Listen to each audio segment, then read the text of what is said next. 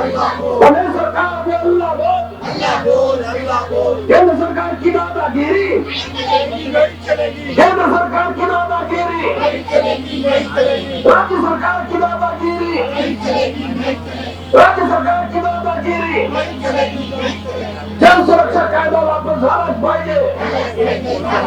प्रमोद साहेब होश में आओ, अरे कसम देत नाही, हरजोर जुलूम की टक्कर में, हरजोर जुलूम की टक्कर में और बात तो तुमको करनी होगी, बात तो तुमको करनी होगी, न्याय तो तुमको देना होगा। एक काला कानून जो संसद में पास हुआ है 4 लेबर कोड बिल, जिसमें कि हमारे संविधान में डॉक्टर बाबा साहब आम्बेडकर ने हमको 8 घंटे का काम करने का जो अधिकार दिया है वो छीनने जा रहे हैं। क्योंकि वह अभी ये जो काला कानून जब ये पास हो जाएगा तो इसकी कोई समय सीमाएं नहीं रहेंगी साथियों, उसमें 10 घंटे 12 घंटे वो ड्यूटी करेंगे। मतलब जो पुराना समय था वही आ सकता है, गुलामी। बिल्कुल गुलामी वाला है। ये जो सरकार है जब तक हमारी ये मांगी पूरी करेंगे नहीं, इनको यहाँ पर रहने का अधिकार नहीं है साथियों। पेंशनर के ऊपर भी ये विद्यमान सरकार हमारा पेंशन की जो बढ़ी हुई डिमांड है उस पर कोई ध्यान नहीं दे रही है। हमारे कोर्ट में केसेस हाई कोर्ट में चल रही है, कैट हमारे फेवर में है, लेकिन कोर्ट के आर्डर को भी नहीं मानते। और जो पब्लिक के लिए बनी है, पब्लिक ने जो बनाई सरकार है, अब वही पब्लिक के लिए जो बनी हुई कंपनी को सरकार बेचने को देख रही है, यानी सरकार सीधे सीधे हाथ खड़े करने को देख रही है। आज के इस हड़ताल में राज्य सरकारी कर्मचारी, केंद्र सरकारी कर्मचारी, बिजली कर्मचारी, बैंक कर्मचारी, LIC कर्मचारी, आंगनवाड़ी कर्मचारी, आशा कर्मचारी, शालेय पोषाहार कर्मचारी, बीमा कर्मचारी, ये सारे उद्योग के कोई भी ऐसा उद्योग नहीं है कि जिसके कर्मचारी आज की इस हड़ताल में शामिल नहीं है। साथियों, आवाज इंडिया पर आपका स्वागत है। कामगार संगठन संयुक्त कृति समिति नागपुर के द्वारा केंद्र सरकार और राज्य सरकार जो गरीब मजदूर और जो किसानों के खिलाफ में जो पॉलिसीज बना रही है, उस पॉलिसी के खिलाफ में यहाँ पर बहुत बड़ा आंदोलन चल रहा है। आप देख रहे हैं कि जुलाई का महीना है, 3 दिनों से कंटिन्यू बारिश है, लेकिन इतनी बारिश में भी यहाँ पर जो जनसंख्या है, जो जन समुदाय है, वो उमड़ पड़ा है। आइए जानते हैं बात और समझते हैं कि इन आंदोलनकर्ताओं की क्या भूमिका है, इनकी सरकार से क्या क्या मांगे हैं। सर, सबसे पहले अपना नाम बताइए और आपकी क्या क्या मांगे हैं वो बताइए। जी, मेरा नाम है चंद्रशेखर मौर्य, मैं all India trade union congress AITUC का नागपुर जिले का सचिव हूँ। उसी प्रकार Maharashtra state electricity workers federation का राज्य का उपाध्यक्ष हूँ। और आज का जो ये आंदोलन है, ये देशव्यापी आंदोलन है। देश के जो 10 केंद्रीय कामगार संगठन हैं और अनेक फेडरेशंस हैं, इन्होंने आज के संप का आंदोलन आह्वान किया है। क्योंकि केंद्र सरकार ने जो हमारे पूर्वजों ने आंदोलन करके अनेक लड़ाइयाँ लड़के जो श्रम कानून सरकार को लागू करने के लिए बाध्य किए थे, वो सारे श्रम कानून रद्द करके उन्होंने 4 श्रम कोड लागू किए हैं। और एक तरफ से संगठन का जो अस्तित्व है उसको खत्म करने का यह षड्यंत्र उन्होंने रचा है, इसलिए उसके खिलाफ है। उसी प्रकार इलेक्ट्रिसिटी कायदा अमेंडमेंट एक्ट जो है वो भी संसद में पिछले अधिवेशन में रखा जा चुका है, वो संसदीय समिति की तरफ गया है, वो काला कानून भी वापस होना चाहिए। उसी प्रकार महाराष्ट्र सरकार ने जन सुरक्षा के नाम पे जो एक क्या बोलते हैं उसको दड़पशाही लाने का प्रयत्न चालू है कि भाई कोई भी अपनी आवाज न उठा सके। ये कानून संविधान विरोधी है, लोकशाही विरोधी है और आम जन के खिलाफ है। अपने अधिकारों के जो हमारा जो बोलने का अधिकार है उसको भी दबाने का ये एक षड्यंत्र है। इन सब प्रश्नों को लेकर इसके अलावा हमारे जो संगठित और असंगठित कामगार हैं, इनके कुछ प्रश्न हैं। 26,000 रुपये किमान मासिक उनको वेतन मिलना चाहिए, ये भी हमारी डिमांड है। उनको बोनस मिलना चाहिए, उनको कर्मचारी का दर्जा मिलना चाहिए। अनेक न्यायालयों ने इस बात पे गुजरात के हाई कोर्ट ने इसके ऊपर एक निर्णय दिया है कि जो आंगनवाड़ी कर्मचारी है, आशा कर्मचारी है, ये सरकार के ही कर्मचारी है और इनको सरकारी कर्मचारी का दर्जा दिया जाना चाहिए। इसके ऊपर अनेक आंदोलन हो चुके हैं, लेकिन अभी तक के सरकार इसके ऊपर में गंभीर नहीं है और उन्होंने कोई निर्णय नहीं लिया है। इस वजह से मजबूर होकर के आज ये संप का हथियार हम लोगों को यहाँ पे अख्तियार करना पड़ा है। आपको मालूम है कि पिछले 3 दिनों से जो बारिश चालू है उसका परिणाम है कि आज हमारे फिर भी हजारों की संख्या में यहाँ पे है और 2 मोर्चे अभी और आ रहे हैं यहाँ पे।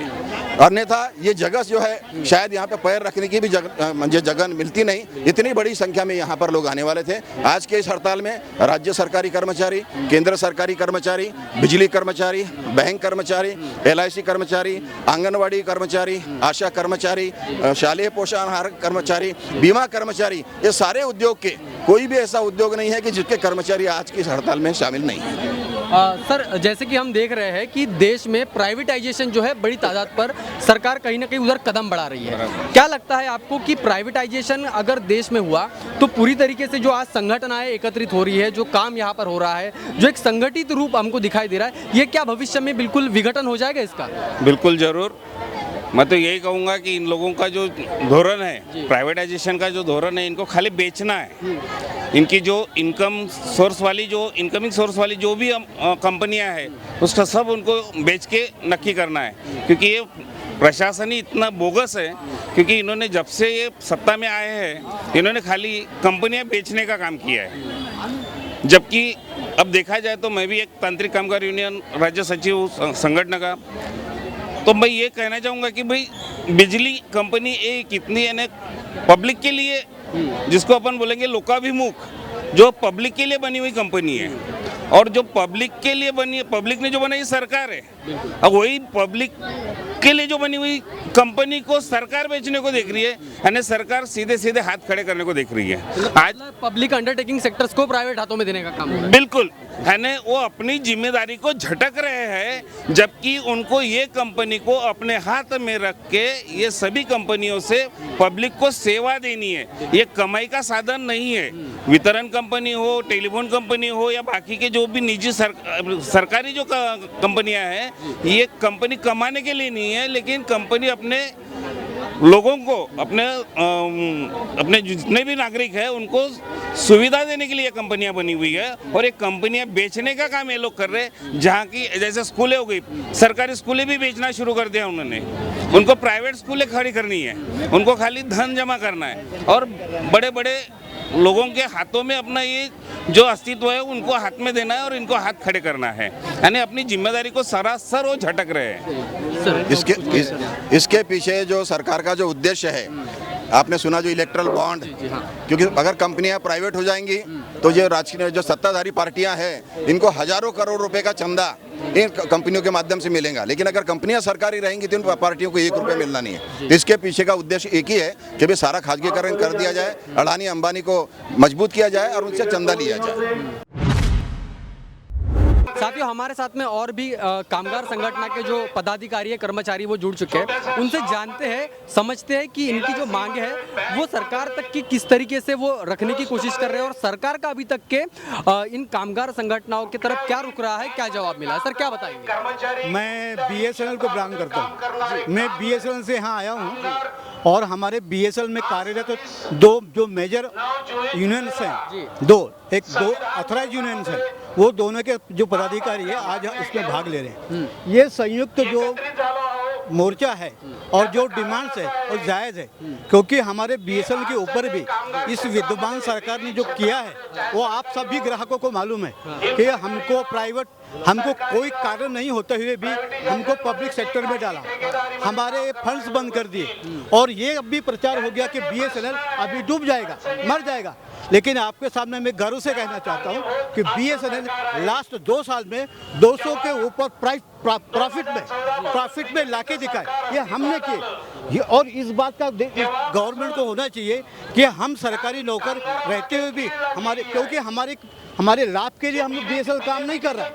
हम तो इतने कम रेट में ग्रामीण भागों में भी जा रहे हैं, और ग्रामीण भागों में भी नई टेक्नोलॉजी लाके हम अच्छी सुविधा दे रहे हैं, जो FFTT के नाम से प्रसिद्ध है। 4G 5G नेटवर्क हो रहा है अभी? बिल्कुल 4G 5G हमारा 4G 5G नागपुर में मिल रहा है। बिल्कुल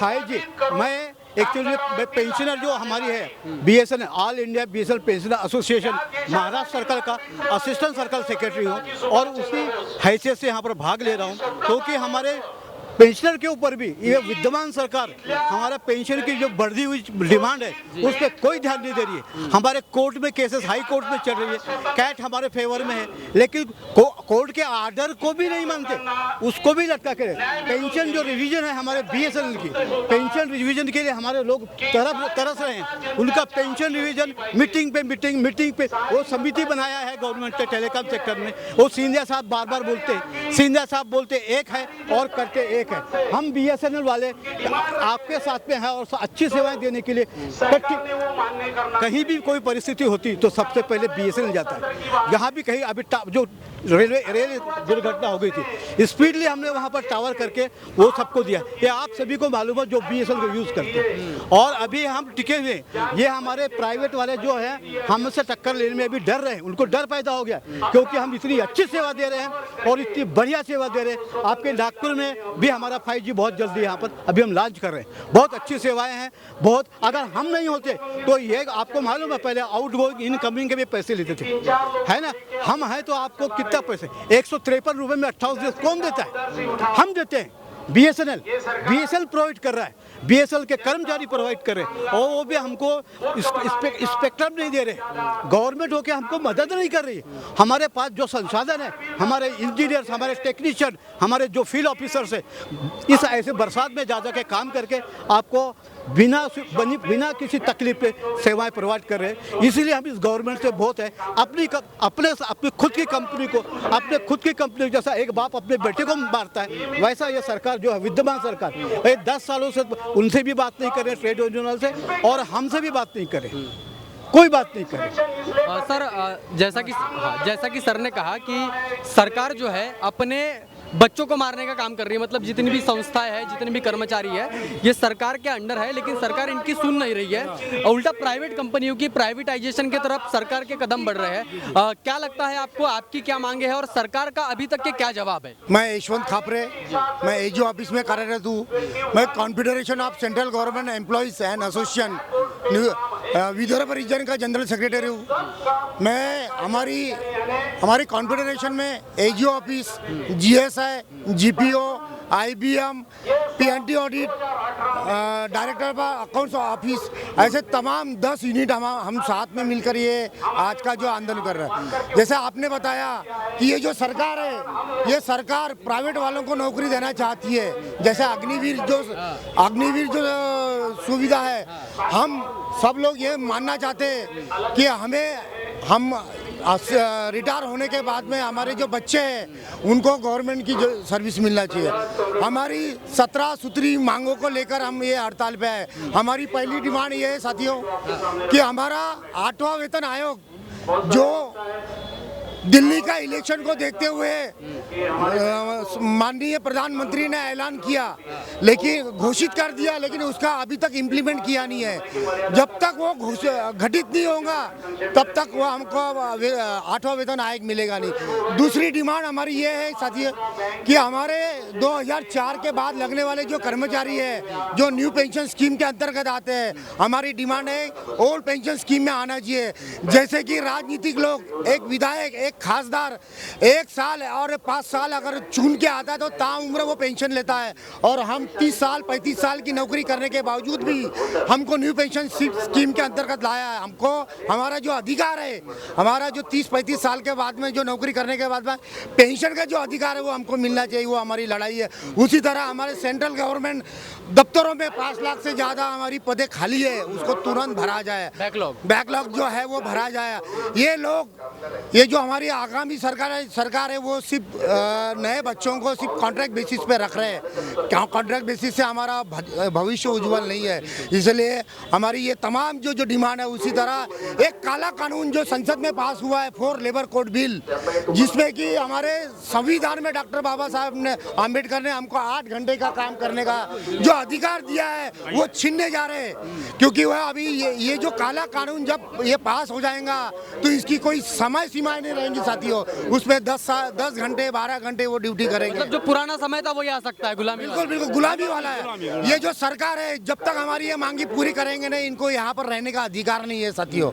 और उसी तरह जो हर ऑफिस में जो कार्य करते समय में किसी का देहांत होता है तो जो हमारे केंद्रीय कार्यालयों में जो 5% की सीलिंग लगा के रखा है वो सीलिंग को तुरंत हटाना चाहिए, ये हमारी डिमांड। और उसी तरह कोरोना काल में जो 18 महीने का जो हमारा डीएस इन्होंने फ्रीज करके रखा है, जो केंद्रीय कर्मचारियों ने हमारी सरकार को मदद किया है, अभी ये ढिंडोरा पीट रही है कि भारत को हम पूरे विश्व के पटल पे लेकर जाएंगे, लार्जेस्ट इकोनॉमी बनाएंगे। लेकिन हम लेकिन हमारा जो हक हलाली का 18 महीने का जो डीए एरियस है ये तुरंत 1 जनवरी 2026 को देना चाहिए। अदरवाइज पूरे हिंदुस्तान में आज 20 करोड़ कर्मचारी और जो आशा वर्कर और बाकी ये सब लोग इस सरकार के विरोध में, ये दमनकारी सरकार के विरोध में ये काम आज हड़ताल पे बैठी है। इसलिए ये सरकार को समझना चाहिए हमारी जो जायज़ डिमांड है वो जायज़ डिमांड तुरंत की तुरंत हमको पास करना चाहिए। इसलिए पूरे हिंदुस्तान में ये जो 1 दिन का स्ट्राइक है वो सक्सेसफुल है। जीपीओ, एजीओ ऑफिस, जीएस है पूरी तरह 100% बंद है। जो मांगे हैं इन मांगों को आप सरकार तक के पहुंचाने की कोशिश तो कर रहे हैं, लेकिन बार बार हम देखते हैं कि आंदोलन पे आंदोलन होते जा रहे हैं। अब ये पहला आंदोलन नहीं है आपका, अब ऐसे कई आंदोलन हो चुके हैं, लेकिन सरकार का पॉजिटिव जो रुख है, उनका जो आपके तरफ देखने का पॉजिटिव नजरिया है वो नहीं देख, क्या सरकार उदासीन है आपके तरफ देखने के लिए? सबसे पहले तो मैं अपना परिचय देता हूँ। मैं बीएसएनएल से बिलोंग करता हूँ और बीएसएनएल एम्प्लॉय यूनियन और एसोसिएशन का प्रतिनिधि करता हूँ। हमारी मांग यही है, मुख्य मांग तो ये है कि जो सरकार ने कर्मचारी विरोधी जो काले कानून बनाया है, जो 25 मार्च को विधेयक पास हो गया, उसके विरोध में हमारा पूरा आंदोलन है। ये वो विधेयक पूरा का पूरा गलत है। आपको मालूम होगा कि पहले पेंशनर को एक कॉन्ट्रीब्यूटिव फंड होता था, वो अलग से रहता था, जबकि सरकार ने 25 मार्च के विधेयक में ये पारित किया, वो अब सरकार ने अपने पास रखा। इसका मतलब ये है कि सरकार की नीति ठीक नहीं है। उसके विरोध में आपने देखा होगा इतनी बड़ी संस्थान है बीएसएनएल, उसका निजीकरण करने जा रहे, उसका विरोध करने जा रहे हम लोग। अभी आपने देखा होगा सेंट्रल गवर्नमेंट के सभी कर्मचारियों को 7 CPC मिला है, 8वां वेतनमान मिलने का चांसेस है, लेकिन हमें अभी तक 3rd पेयर से दिया नहीं, जबकि हम भी बीएसएनएल वाले ये भी सेंट्रल गवर्नमेंट में अधीन आते हैं, क्योंकि हम ड्यूटी में काम पे लगे थे और काम पे वो उस मांग को हमारा ये मोदी सरकार मान नहीं रहा। पूरे भारत में बीएसएनएल ये इस आंदोलन में सहभाग है और पूरे जोर शोर से इसके आगे भी और कोई ये रहेगा प्रोग्राम रहेंगे, हम उसमें जरूर शामिल होंगे। हम सरकार से यही मांग करते हैं कि आपकी हमारी गूंज आपके कान तक जाओ और हमारी मांगे पूरी करो। धन्यवाद। साथियों, आपने देखा कि तमाम जो कामगार संगठनाएं हैं और जितनी भी सेंट्रल गवर्नमेंट, राज्य सरकार के जितने भी कर्मचारी हैं वो नागपुर में संविधान चौक में इस समय उपस्थित है। आपको बता दिया जाए कि कंटिन्यू बारिश हो रही है, तीसरा दिन है, लेकिन इस बारिश के माहौल में भी कर्मचारियों में जो जोश है, इनके अंदर जो एनर्जी है वो भरपूर तरीके से हमको दिख रही है और इनकी जो मांगे हैं हम सरकार तक पहुंचाने की कोशिश जरूर करते हैं। अभी आप देखेंगे कि यहाँ पर तमाम कर्मचारी और संगठन यहाँ पर आई है। बाबा साहब के संविधान के हवाले से जो 8 घंटे का ड्यूटी का ब्यौरा बाबा साहब के संविधान में लिखा गया था, जिसमें कि आपको 8 घंटे की ड्यूटी है, हफ्ते में 1 छुट्टी है, उसको सरकार बदलने के लिए कानून ला रही है और इसी के खिलाफ में तमाम कर्मचारी है जो एकत्रित हो चुके हैं और इसी के लिए बहुत बड़ा आंदोलन यहाँ पे चल रहा है। हम कोशिश करेंगे कि इनका आंदोलन सरकार की तरफ पहुँचाए और सरकार से भी अपील करते हैं कि इन मांगों पर कहीं ना कहीं एक सोचनीय और एक मध्यम मार्ग निकालकर इसके ऊपर कुछ ना कुछ मार्ग निकाला जाए। तब तक के लिए बने रहे आवाज़ इंडिया के साथ में, आपकी प्रतिक्रिया जरूर बताएं। धन्यवाद।